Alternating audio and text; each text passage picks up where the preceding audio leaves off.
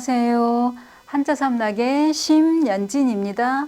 한자삼락에 오신 여러분 환영합니다. 오늘은 금요일 가볍게 오늘 공부하시고 또 내일은 또 토요일이고 그 다음날 일요일 이틀 쉬실 수 있으니까 이제 쉽게 이제 쉬운 글자로 한번 해볼게요. 제가 준비한 거는 마루종. 여기서 마루종 할 때 마루라는 뜻을 우리 이게 플로어 그 마루가 아니에요. 뭐 대청마루 이럴 때 그 마루가 아니고 마루라는 것은 어떤 사물의 이제 첫째, 이제 이런 얘기예요. 그러면은 이제 이 글자가 들어가는 걸 보면은 뭐 종갓집 할 때 종가, 종손, 뭐 종족, 종교, 뭐 종묘, 종친 아주 많이 나와요. 이거는 뭐냐면 쉽게 말하면 어떤 조상의 제사를 지내는 집이다. 그러니까 옛날에 종갓집에서 했잖아요. 그죠? 그러면은 이거는 종과나 종묘는 어떤 그 결의의 어떤 으뜸이다. 그러니까 종갓집을 이제 최우선으로 하고, 그러니까 종묘 같은 경우에는 왜 그 왕이나 그 어떤 왕비의 어떤 그 위패를 모신 거잖아요. 우리 종묘 여기 그 사가에 가면 있잖아요. 종묘라고. 그죠? 그러면 이제 이런 그 어떤 으뜸, 종묘도 그렇고 종가집도 그렇고 그런 어떤 으뜸이 되는 그런 것이라 보니까 이거는 그 마루, 그러니까는 첫째, 그러니까 어떤 사물의 어떤 첫째 아니면 높다. 근데 이런 뜻으로 쓰이는 거예요. 그러니까 마루라는 거는 단순히 그런 마루를 뜻하는 게 아니라 높다 아니면 최고, 첫째 이런 걸 으뜸 이런 거를 뜻한다 이런 얘기예요. 그러면은 이 글자를 딱 봐도 자 집이 나와 있어요. 그러니까 제사는 우리가 예를 들어 뭐 산신제니 풍어제니 이런 거는 그 장소 가서 하지만은 대개는 집에서 하잖아요. 그죠? 그 다음에 밑에 있는 거는 이거는 보일시는 제사상에 음식이 놓여진 모습이다 그랬어요. 이렇게 제사상에 이렇게 있으면 여기에 음식이 차려진 모습. 그래서 이거는 제사와 관련되어 있는 한자가 많이 나온다 그랬어요. 그러니까 그런 것처럼 이런 제사를 어디서 하느냐? 종갓집에서 한다. 이제 이런 얘기예요. 그럼 예를 들어서 이렇게 자식들이 이렇게 있으면 그럼 맞이가 종갓집이 되잖아요. 그죠?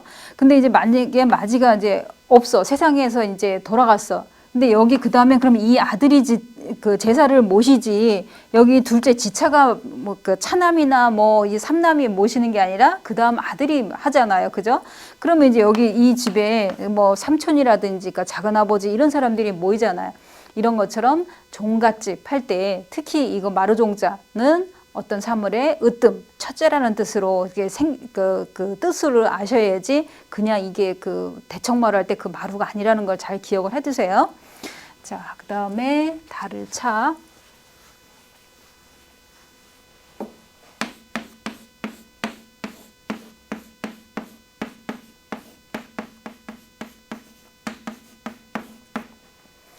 자, 이 달을 차는 쉽게 말하면은 여기에 있는 거는 하나는 양하고 또 하나는 장인공이 이제 결합되어 있는 거예요.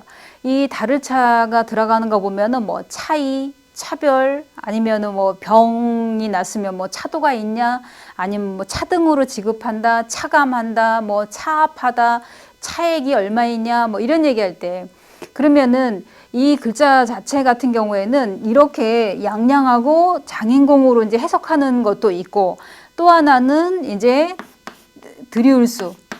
드리울수하고 그 다음에 왼좌하고 결합됐다. 이제 두 가지 설이 있어요. 그러면 뭐냐면 우리가 이제 이 먼저 있는 걸 생각을 하면 뭐냐면 양이라는 거는 그냥 자연이 그러니까 그 양과 양 사이에 그러니까 한마디로 이제 뭐 양의 새끼다. 그러면 엄마 양하고 아빠 양 사이에서 태어난 새끼예요. 그러니까 자연스럽게 생겨난 거고 장인공은 이거는 눈금자를 말하는 거잖아요. 그러니까는 뭔가 만들어진 거. 그러니까 인공적으로 만약에 예를 들어 내가 목수다 그러면은 뭐 의자를 만들든 아니면 책상을 만들든 뭐 집을 짓든 뭐 이런 식으로 뭔가 만들어진 거를 말한다면 이거는 자연히 우리도 왜 물이 있고 산이 있고 바위가 있고 이런 걸 내가 만든 게 아니잖아요. 그죠? 자연스럽게 생긴 거잖아요. 그런 것처럼 자연스럽게 생긴 것과 만든 것은 다르다. 이제 이런 뜻으로도 쓰이고 그 다음에 이게 드릴수하고 그다음에 왼좌하고 결합되어 있는 거는 왼손이 아래로, 이게 그 왼손이 아래로 들어오지면은 이 오른쪽이 내가 예를 들어서 뭐 이렇게 오른손으로 글씨를 써요. 그럼 왼손은 글씨 안 쓰고 가만히 있어요. 그런 것처럼 그러면 높낮이 차이가 있다. 뭐 이런 그 뜻으로도 그러니까 어긋났다. 서로가. 예를 들어서 나는 글씨 쓰느라고 오른손으로 쓰고 있다면 왼손은 내 같이 글씨 쓰는 게 아니라 왼손은 그냥 자연스럽게 이렇게 쭉 내려져 있잖아요. 그죠? 그러니까 서로 어긋났다. 하나는 올라가 있고 하나는 내려가 있고 이렇게 시소처럼 이렇게 글씨를 쓰든 또 아니면 밥을 먹는다 그러면 오른손잡이는 오른손으로 먹고 왼손잡이는 왼손으로 먹는다 치면은 내가 오른손으로 밥을 먹게 되면 왼손은 그냥 자연스럽게 내려가 있잖아요. 그죠? 그런 뜻에서 어긋났다 아니면 차이가 있다 높낮이의 차이가 있다 이런 뜻으로도 쓰이고 이거는 두 가지로 이제 생각을 하시면 되고 자 달을 차하고 뜻이 같은 거는 달을 이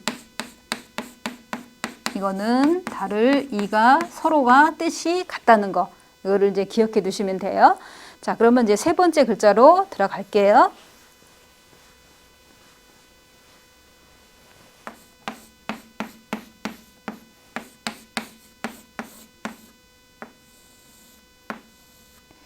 빨리 쓰다 보면은 글씨가 흐리게 나올 때가 있어요.